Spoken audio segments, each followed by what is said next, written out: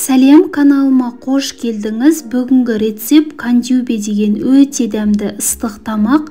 Жасап көріңіз, отбасыңызға ұнайтын болады. Видеоны соңына дейін қарауыңызды өтінемін. Маңызды сәттерді жіберіп алмаңыз. Ең бірінші қамырын дайындап қоямыз. Жылы су, тұз, жұмыртқа, ұн барлығын араластырып, орташа жұмсақтықта қамыр дайындаймыз. Міндетті түрде тұзды суға салып, араластырып, ерітіп аламыз. Қамырдың тұзы аз болмауы керек. Аз болған жағдайда қамыр піскенде езіліп кетеді.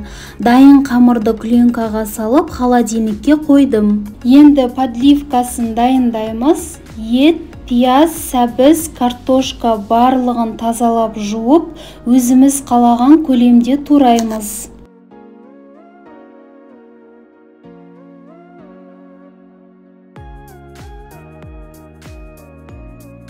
Отта тұрған қазанымызға сұйық май құямыз. Май қызғаннан кейін етімізді салып қуырамыз. Тұз салуды ұмытпаймыз.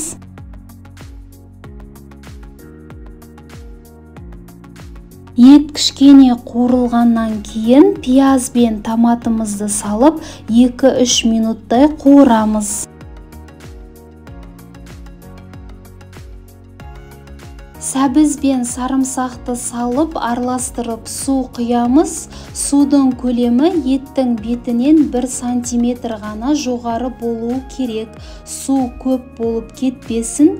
Қазанның бетін жауып, ет піскенше баяу отта қайнатамыз. Келесі сәбізді үткіштен өткізіп, тұз бен қарабұрышты салып, жақсылап араластырып қоямыз. Еттің пісуіне аз қалған уақытта картошканы саламыз. Енді қамырымызды жұқа етіп жаямыз. Қамырдың арасына сұйық май құйып, майды қамырдың барлық жеріне жағып шығамыз.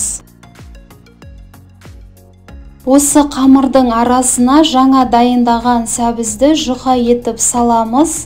Видеода көрсетілгендей етіп ораймыз.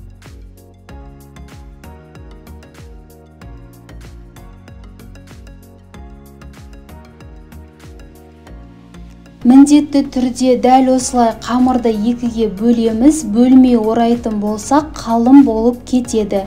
Дәл осылай кесіп шығамыз.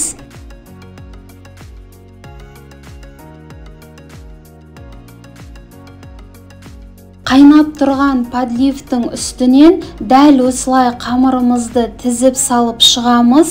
Бетін жабамыз. Астыңғы отын жай қойып 40 минутқа қалдырамыз. Қазанның бетін сол аралықта мүлдем ашпаймыз. 40 минуттың ішінде дәл осылай суы тартылып пісіп шығады. Осы рецептпен сіз де дайындап көріңіз. Өте дәмді ыстық тамақ. Рецепті барынша түсіндіруге тырыстым. Егер ұнаса лайк басуды ұмытпаңыз. Астарыңыз дәмді болсын.